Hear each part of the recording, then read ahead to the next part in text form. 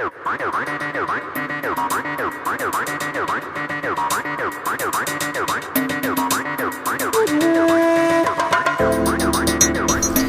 en Radio Sefarad queremos explicar una historia especial. El punto de partida es una maleta mexicana y Gerda Taro su protagonista. Para adentrarnos más en los hechos tenemos con nosotros a Enric March, historiador y licenciado en Filología Hebrea y un blogger muy activo en redes sociales. Esta tarde él nos va a guiar por un nuevo viaje. Buenas tardes, Enric. Hola, buenas tardes. Gracias por atendernos y también por darnos estas píldoras de historia tan necesarias y tan poco conocidas. Encantado, ya sabéis que siempre que queráis me tenéis con vosotros. Gracias, muy amable. Empezamos hablando del nombre de Gerda Taro. ¿Nos podrías indicar, en primer lugar, para situarnos en el relato, quién era?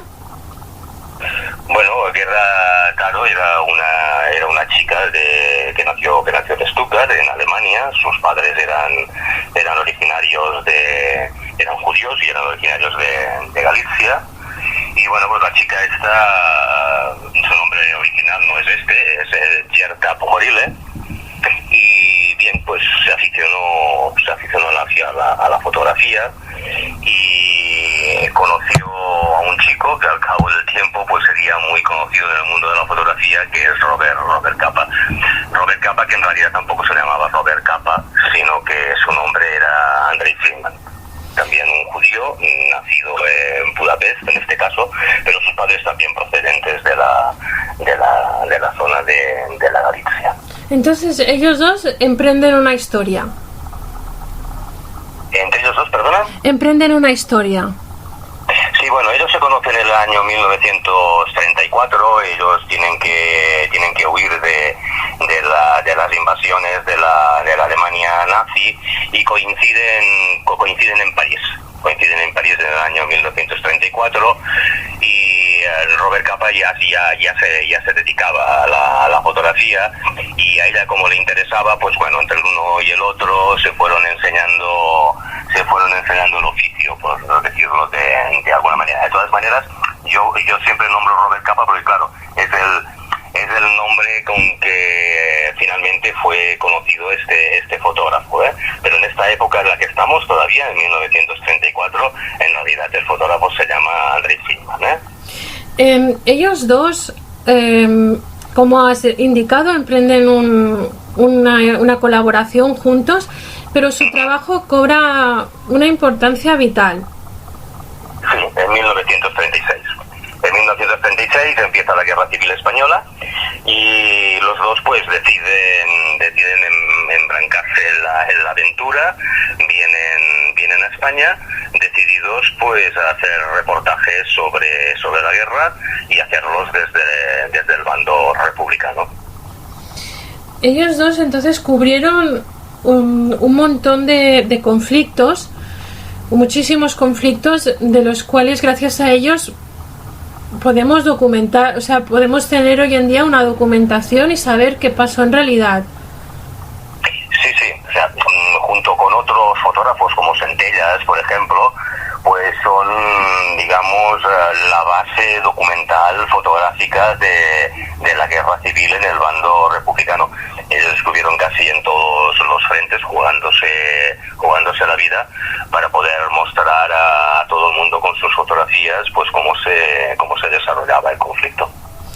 ¿Y cómo fue ellos cubrieron muchos conflictos, pero cómo fue su viaje? Es decir, vagaron por toda Europa, luego se tuvieron que exiliar. ¿Qué pasó con ellos dos?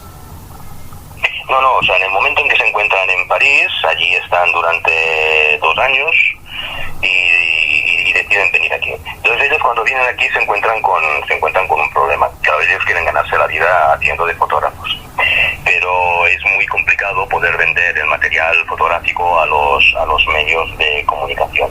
Aparte de todo, Gerda tiene un problema, no lo podemos esconder, es mujer y por tanto pues sus dificultades para poder trabajar son mucho mayores que los que podía tener un hombre, ¿no? Entonces idea de hacerse pasar ellos dos por un famoso fotógrafo norteamericano. Se inventan un nombre, Robert Capa, y sus fotografías pasan a venderse a las revistas y a los periódicos bajo ese nombre. O sea que bajo ese nombre están ellos dos con todo el material fotográfico que van generando a lo largo del conflicto. Lo que pasa es que con el tiempo el nombre ese, como Gerda morirá, pues será el que terminará identificando concretamente a un fotógrafo, ¿no? Entonces Friedman pasará a ser Robert Capa. ¿Cómo murió Gerda? Pues con un accidente desgraciado. Ella estaba en el frente de Madrid, y cuando estaban retirándose de uno de los frentes de batalla, aparecieron unos aviones alemanes. La gente se asustó, hubo una serie de movimientos violentos, no tiraron bombas, sencillamente que el grupo se asustó. Ella cayó desde un coche en el momento en que un tanque estaba marchando hacia atrás y la destrozó. Y eso en el año 1937. O sea que con 26 años, estaba a punto de cumplir los 27, se acabó la carrera de una mujer que, bueno, estaba llamada a ser una de las grandes fotógrafas de la historia.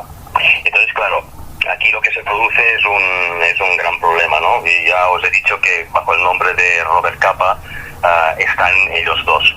Y hay un momento en que resulta casi imposible poder identificar cuál es el material que corresponde a uno y que corresponde al otro. Porque como todos van firmados bajo ese seudónimo, pues no siempre es posible identificarlos. A pesar de que, como bien has dicho, por ser mujer tenía problemas para desarrollar su trabajo y poder vender sus fotografías, cuando murió recibió posteriormente recibió honores casi de Estado, fue muy reconocida, ¿no?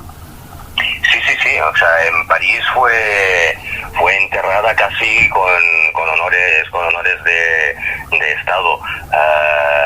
Creo que le fue concedida, esto no lo podría asegurar, pero creo que le fue concedida la Legión de Honor, y bueno, pues en su entierro estuvieron Alberti, por ejemplo, y otros escritores, y leyeron pues un comunicado ante los miles de personas que se reunieron en su entierro.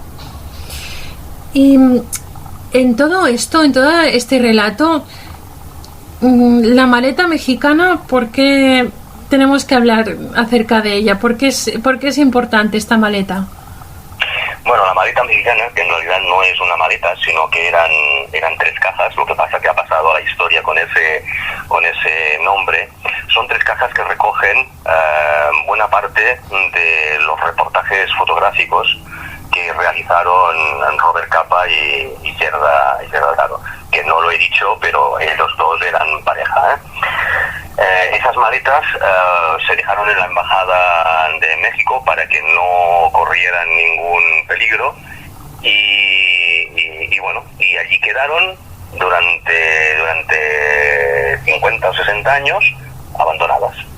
Fueron a parar cuando el embajador de México en España se marchó a México y llevó las cajas hacia allí, pero quedaron abandonadas hasta que los herederos de este embajador, haciendo limpieza del material acumulado por este señor, descubren las cajas, se ponen en comunicación pues con diversas entidades a quienes podría interesarle este material, y el hermano de Capa, que trabajaba para la agencia Magnum, que todavía existe, la fundó Robert Capa junto con otros fotógrafos. Y bueno, aquí empieza una larga historia y un largo litigio para conseguir pues que este material pasara a manos de los herederos. Gracias a intentar muchísimas, y es un material que nos llegan a un medio de comunicación donde el fotógrafo ha seleccionado cuál es ha tenido que reencuadrar, la ha reencuadrado, sino que es el conjunto de todo el material, y nos permite ver no solamente las fotografías, digamos, como el fotógrafo las hubiera querido publicar, sino que tenemos las series enteras de las fotografías. O sea que se puede hacer una reconstrucción de los hechos, como si en realidad estuviéramos filmando una escena. Entonces se puede ver detrás de ese material el trabajo del fotógrafo. Uh-huh. Finalmente, ¿qué pasó con Capa? Bueno, Capa murió. Capa murió, a ver que me acuerde, ella murió el 37 en Brunete. Capa murió en Indochina en el año 1954, mientras estaba cubriendo la guerra de Indochina, ¿no? Entre China y los franceses. Y luego hay un tercer fotógrafo que también estaba entre ellos y no lo hemos nombrado, que es Chim, que también es uno de los grandes fotógrafos de esa época, también es uno de los pioneros del fotoperiodismo y uno de los que también fundó la agencia Magnum, y que también murió en un conflicto, en este caso en la guerra del Sinaí en el año 1954. Curiosamente, los tres eran judíos. Es importante que si algún oyente de Radio Sefarad quisiera averiguar más sobre esta historia, nos gustaría decir que todo esto que nos has comentado está en tu blog, que eres un bloguero muy activo y de los más interesantes que se puedan leer. Y si por favor nos podría recordar la dirección de tu blog para que cualquier oyente estuviera interesado que lo pudiera visitar. Bien, en realidad sí, en Google, por ejemplo, ponéis Bereshit, la palabra Bereshit, que es el nombre del blog. Solamente que pongáis Bereshit y blog, ya saldrá en primer lugar mi blog. Lo digo porque la dirección es un poco rara.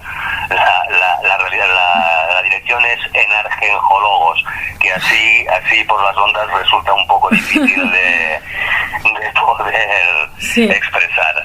Bueno. Pero ya os digo, con la palabra Bereshit, luego ponéis blog y sale inmediatamente en primera posición en cualquier búsqueda. Perfecto. Enric, te agradecemos una vez más tu aportación, siempre interesante y siempre nos descubres mundos nuevos. Muchísimas gracias. Muchas gracias a vosotros. Hasta pronto. Hasta pronto.